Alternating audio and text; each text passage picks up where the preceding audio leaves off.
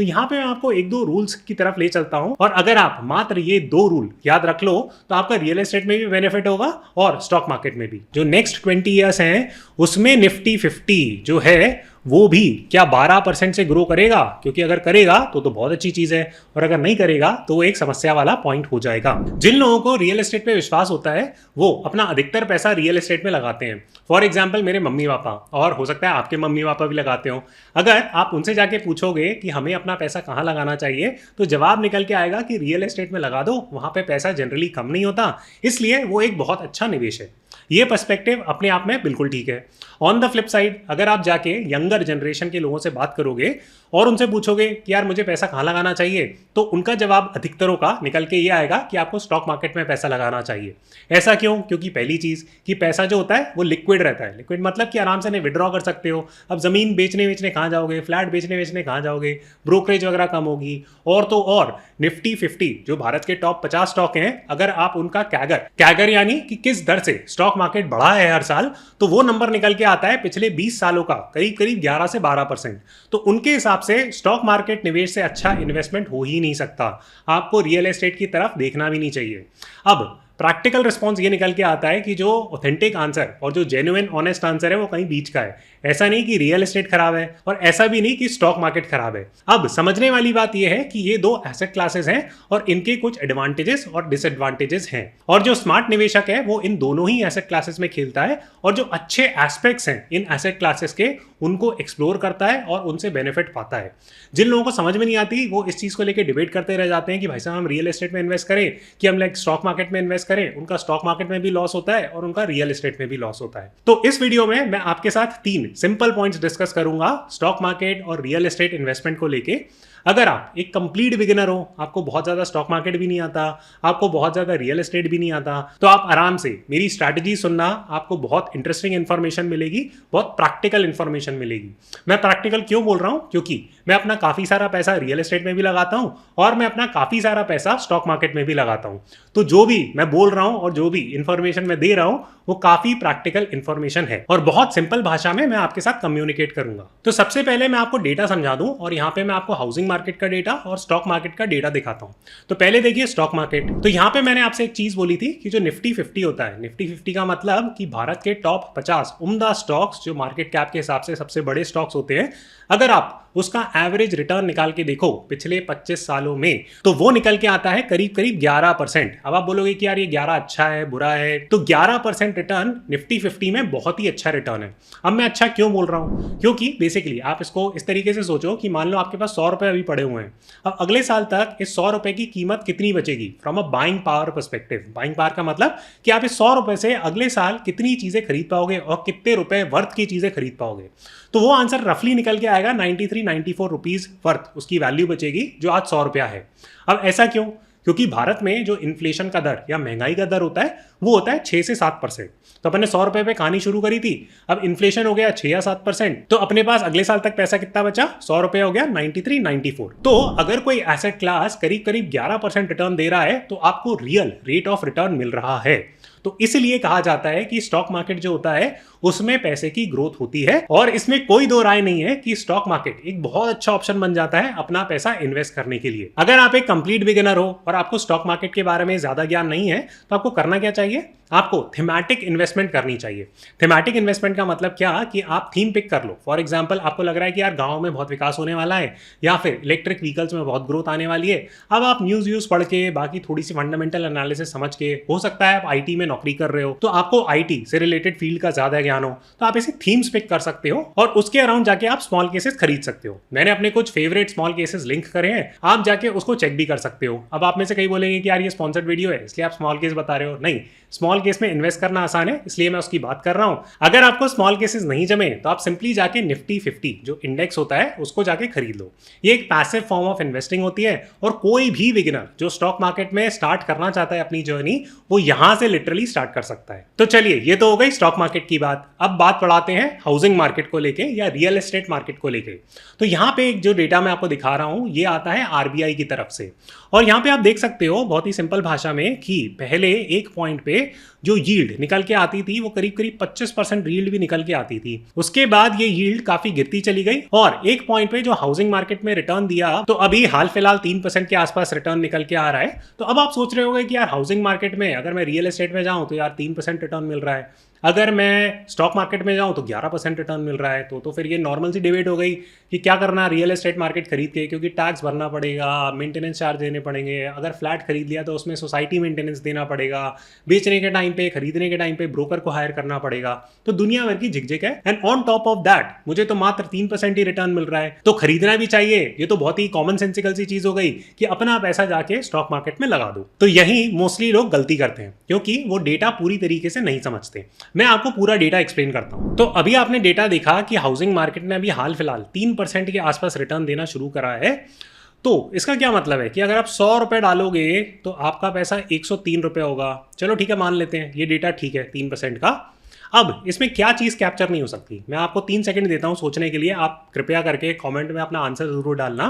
तो इसमें क्या चीज़ कैप्चर नहीं हो रही है? ओके, बहुत ही कॉमन सेंसिकल प्रैक्टिकल बात कर रहा हूं मैं कि देखिए, जब भी आप रियल एस्टेट खरीदते हो तो उसमें व्हाइट मनी होता है और उसमें ब्लैक मनी होता है। अब बोलोगे हाय आपने ब्लैक मनी का नाम दे दिया, मैं आपको प्रैक्टिकल रियलिटी बता रहा हूं इसलिए मैं ब्लैक मनी का नाम ले रहा हूं। आप मेरे को प्रॉपर्टी बता दो जहां पे ब्लैक मनी इन्वॉल्व नहीं होता। हो सकता है कि आप जिस स्टेट में या जिस सिटी में घर खरीद रहे हो या किसी भी तरीके का रियल एस्टेट निवेश कर रहे हो उसमें हो सकता है कि कॉम्पोनेंट कम हो ब्लैक मनी का, कि 20% ब्लैक मनी हो, 80% व्हाइट हो, वगैरह वगैरह, लेकिन ऑलमोस्ट हर एक प्रॉपर्टी में इन्वॉल्वमेंट रहती है ब्लैक मनी की। तो आपको लगता है कि जो ऑफिशियल डेटा कैप्चर हो रहा है 3% का, उसमें ब्लैक मनी कंपोनेंट इन्वॉल्व है या नहीं है? तो आंसर निकल के आता है कि नहीं है। तो अब आपके दिमाग में नेचुरल क्वेश्चन आएगा कि अच्छा ये 3% जो है, चलो मान लिया ये गलत डेटा है, तो सही डेटा क्या होना चाहिए? अब ये सही डेटा फिगर आउट करना तो ऑलमोस्ट इम्पॉसिबल है। अब क्योंकि ब्लैक मनी अनअकाउंटेबल होता है तो इसलिए अपना सही आंसर पहुंच पाना बहुत मुश्किल है। लेकिन बहुत ही कॉमन सेंसिकल सी बात है कि यार 3% तो नहीं होगा रिटर्न, 3 से ज्यादा ही होगा। तो अच्छा, इस चीज को एक छोटे से एग्जांपल से समझते हैं कि मान लो आपने 1 करोड़ रुपए का घर खरीदा, आपको बिल्डर ने बेचा 1 करोड़ रुपए में, उसकी लागत लगी मान लो 50 लाख, है ना, एंड उसने बोला कि आप मेरे को ना 50 व्हाइट में दे देना, 50 ब्लैक में दे देना।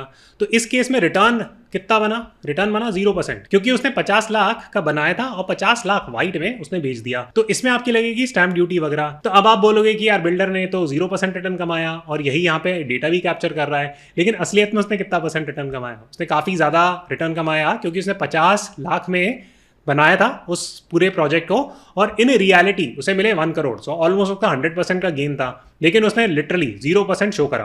अब मैं आपको बता नहीं रहा हूं कि आपको कैसे 0% लाते हैं वगैरह वगैरह, मैं आपको सिंपल सा कॉन्सेप्ट बता रहा हूं कि ब्लैक और व्हाइट की कॉम्बिनेशन से ये जो 3% का नंबर निकल के आता है वो एक ठीक नंबर नहीं निकल के आता। अब ऑन टॉप ऑफ दैट जब हम बोलते हैं कि यार 3% ही हमारा रिटर्न बना, तो उस केस में हो क्या रहा है? उस केस में किसी भी रियल एस्टेट के 2 पार्ट होते हैं। एक तो ये कि मान लो आपने कोई घर खरीदा, एक फ्लैट खरीद लिया, ये फ्लैट दिख नहीं रहा है लेकिन मान लो ये फ्लैट है, तो आपने ये फ्लैट खरीदा, है ना।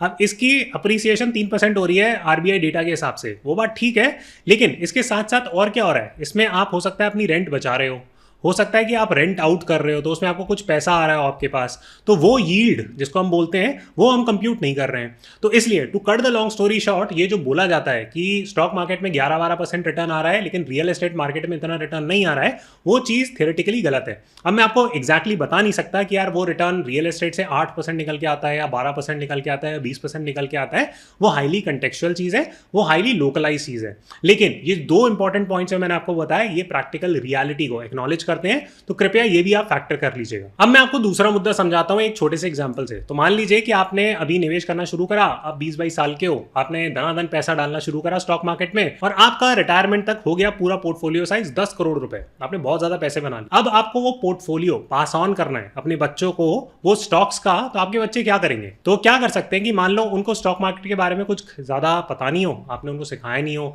या वगैरह वगैरह प्रॉब्लम रही हो, उनको इंटरेस्ट नहीं हो, तो अब उनके पास तो आ गए 10 करोड़ रुपए। सबसे पहली चीज तो ये स्थिर हो जाएगी कि यार मेरे को बेच के ये 10 करोड़ रुपए रख लेने चाहिए अपने बैंक अकाउंट में, कि मुझे करना क्या चाहिए उस चीज के साथ। अब जब आप सिर्फ स्टॉक का पोर्टफोलियो बनाते हो तो अगली जनरेशन के लिए वो हो जाती है री इन्वेस्टमेंट रिस्क, कि उनके पास पोर्टफोलियो बहुत है, हो सकता है 10 करोड़ रुपए हो सकता है 100 करोड़ रुपए हो। अब अगर father mother unfortunately they pass on, तो उस चीज में बढ़ जाती है अगली जनरेशन के लिए री इन्वेस्टमेंट रिस्क। अब आप बोलेंगे मेरे बच्चे अच्छे नहीं है, मुझे क्या करना सोच सोच के, ये तो वो बातें अलग हो गई, लेकिन मैं आपको बता रहा हूं पूरा कॉन्सेप्ट प्रैक्टिकली क्लियर करने के लिए कि ये जो री इन्वेस्टमेंट रिस्क होती है ये रियल एस्टेट में थोड़ी कम होती है। फॉर एग्जांपल यहाँ पे मान लो कि आपके पास 10 करोड़ रुपए का रियल एस्टेट का पोर्टफोलियो है, आपके पास मान लो 8 फ्लैट है इस तरीके के। अब अगेन ये फ्लैट नहीं दिख रहा है तो कृपया करके कमेंट मत करिए कि अक्षत आपको ड्राइंग नहीं आती है, मैं फ्लैट बनाता हूं तो ऐसा बना लेता। चलिए बैक टू टॉपिक।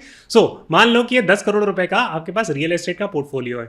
अब इसमें री इन्वेस्टमेंट रिस्क कम है कि मान लो कि अगर father mother pass on and अगर ये घर बच्चों के नाम पे हो गए तो उनको करना क्या है, उनको रेंट कलेक्ट करनी है, उनको मकान किराए पे चढ़ाना आना चाहिए।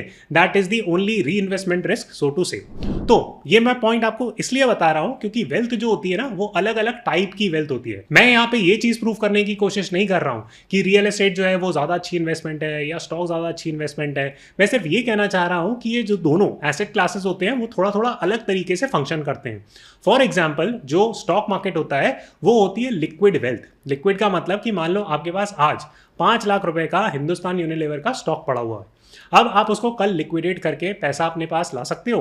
तो जवाब आता है 100% यस कि आपके पास 5 लाख रुपए हैं, आपने आज बेचा, 2 दिन में आपके पास वो पैसा वापस आ गया। On the flip side real estate में क्या प्रॉब्लम है कि आपके पास 8 घर पड़े हुए हैं, आपको कल 10 लाख रुपए की जरूरत पड़ी। अब मकानों की कीमत 1-1 करोड़ रुपए है और आपके पास ऐसे 10 मकान है, लेकिन आपके पास परसों तक वो बेच के पैसा ला पाओगे आप? बहुत मुश्किल है, क्योंकि अब आपको बायर ढूंढना पड़ेगा, सेल डीड बनवानी पड़ेगी, फिर बेचनी पड़ेगी, फिर टैक्स भरना पड़ेगा वगैरह वगैरह, तो उसमें टाइम लग जाता है। तो इसलिए रियल एस्टेट वेल्थ को स्टॉक मार्केट वेल्थ से कंपेयर करना थोड़ा सेंसिबल डिसीजन नहीं है। अब तीसरा पॉइंट आता है साइकिल्स का। सो साइकिल्स का मतलब क्या होता है कि कोई भी इन्वेस्टमेंट आप कर रहे होते हो तो आपने नोटिस करा होगा कि उसमें इस तरीके से फ्लक्चुएशन होता है कि स्टॉक की कीमत मान लो 100 रुपए है आज, 2 महीने बाद 200 हो गई, फिर वो गिर के 100 पहुंच गई, फिर और नीचे चली गई 50 हो गई, फिर वो वापस आ गया इन्वेस्टमेंट। तो इस तरीके के सिक्लिकल नेचर को बोलते हैं सिक्लिसिटी इन इन्वेस्टमेंट। तो इसमें होता क्या है कि अभी ये नैरेटिव दिया जा रहा है मार्केट में कि जो आप निफ्टी 50 में पैसा डालोगे वो पिछले 20 सालों से 12% कैगर पे ग्रो करा है।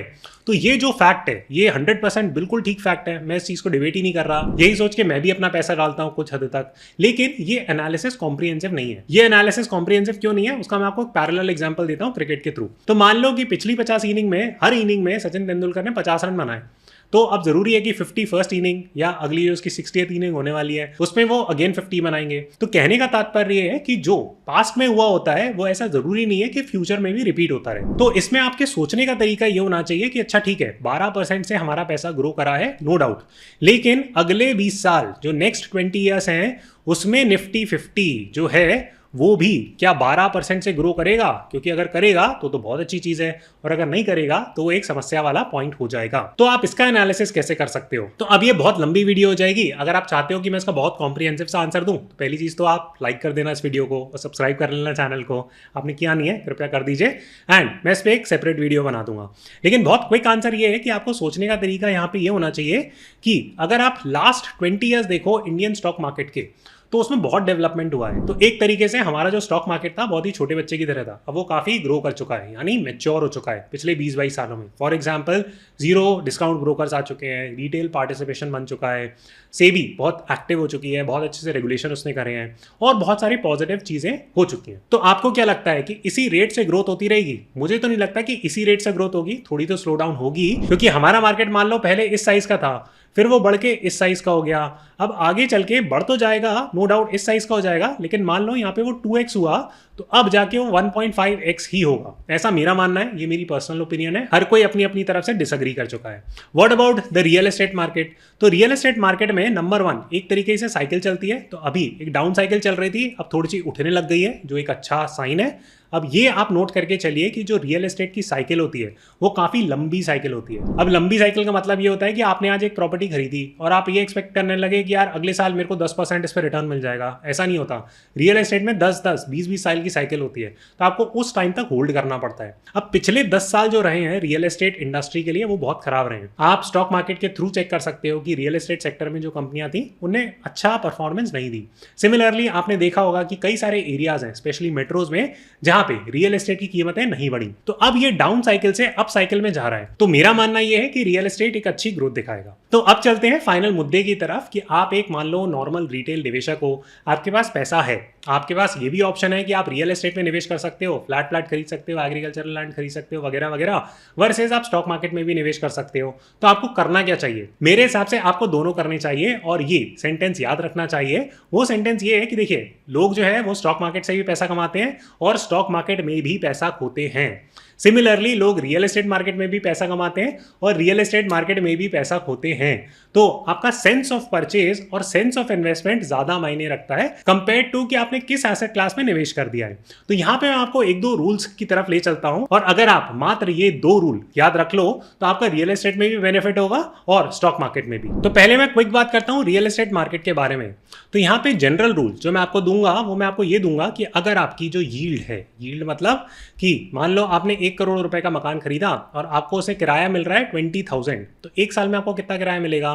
तो 20 के मल्टीप्लाइड बाय 12, सो ये मिला आपको 2.4। तो यहाँ पे यील्ड कितनी हो गई कि 1 करोड़ रुपए के इन्वेस्टमेंट पे आपको रिटर्न कितना आया साल का? 2.4 लाख। तो ये कितनी यील्ड हो गई? 2.4। तो अगर आपको कुछ इस तरीके की डील मिल रही हो तो आपको नहीं लेनी चाहिए रियल एस्टेट मार्केट में, क्योंकि इस सिचुएशन में आपको रियल एस्टेट महंगा मिल रहा है। अब मेरे को पता है बहुत सारे लोग काउंटर आर्ग्यूमेंट्स देंगे कि नहीं ऐसा नहीं होता, हमने तो इससे में खरीदा था उतना हो गया था। देखिए मैं जनरल बात कर रहा हूँ। रियल एस्टेट हाईली लोकलाइज्ड सी चीज होती है कि जिस तरीके से रियल एस्टेट अहमदाबाद में फंक्शन करेगा और जिस तरीके से गोवा में फंक्शन करेगा, दो बहुत अलग अलग बातें हैं। तो आप अपने हिसाब से कंटेक्चुअलाइज कर लीजिएगा। लेकिन अगर मुझे आपको जनरल गाइडलाइन देनी हो तो कृपया करके ये 4% यील्ड वाला कॉन्सेप्ट फॉलो करिएगा, क्योंकि ये फिगर आउट करना आसान है। क्योंकि रियल एस्टेट में बहुत सारे कॉम्प्लिकेशन होते हैं जिसके लिए मैं एडवांस वीडियोस ऑलरेडी बना चुका हूं, आप जाके चैनल पे देख भी सकते हो। लेकिन अगर आप एब्सोल्यूट स्टार्टिंग पॉइंट पे हो, आपने जाके फ्लैट देखा, आपको पसंद आ गया, तो कृपया करके ये कंप्यूटेशन तो बिठा ही लेना। अब आती है स्टॉक से रिलेटेड बात कि आप कंप्लीट बिगिनर हो और आपको डायरेक्ट स्टॉक्स खरीदने हैं, तो आपको कैसे खरीदने चाहिए। तो पहली चीज तो ये कि आप स्मॉल केसेस भी चेक कर लेना। स्मॉल केसेस एक अच्छा इन्वेस्टमेंट ऑप्शन है बिगिनर्स के लिए। लेकिन आप बोलते हो कि यार मेरे को तो डायरेक्ट स्टॉक पिकिंग करनी है, तो आप थोड़े पैसे से शुरू करना। और सबसे पहला और मोस्ट इंपॉर्टेंट क्राइटेरिया ये है कि आप ऐसी कंपनी पिक करो जिसमें रेवेन्यू ऊपर जा रहे हो लगातार। आप जाके ये स्क्रीनर पे देख सकते हो, ऐसा कुछ दिखता है टैब। और दूसरी चीज ये कि उस कंपनी के प्रॉफिट्स बढ़ रहे हो। और तीसरी चीज ये कि वो एक लो डेट कंपनी हो। लो कितनी लो डेट? तो उसमें डेट टू इक्विटी रेशियो बोला जाता है। अगर वो लेस देन 10% है तो एक लो डेट कंपनी मानी जाती है। इसमें आप फाइनेंस और बैंकिंग के स्टॉक्स इंक्लूड मत करना। अगर ये 3 क्राइटेरियाज मीट हो रहे हैं तो एक सीधा साधा सच्चा सा स्टॉक है जो आगे चल के बढ़ जाएगा और आप उसको आज एग्रीगेट कर सकते हो सकता है आपको थोड़े से ज्यादा दामों पे मिले, कोई बात नहीं, तो वो एटलीस्ट एक एसेट अच्छा है। सिमिलरली रियल एस्टेट अगर आपको 4% यील्ड अभी दे रहा है, जो भी आपको डील मिल रही है, तो उसका मतलब ये है कि वो एक एसेट अच्छा है। मैं उम्मीद करता हूं कि आपको ये वीडियो पसंद आया होगा। अगर आया है तो कृपया लाइक जरूर कर दीजिएगा और चैनल को सब्सक्राइब करिएगा। जल्दी मैं आपसे अगले वीडियो में मिलता हूं।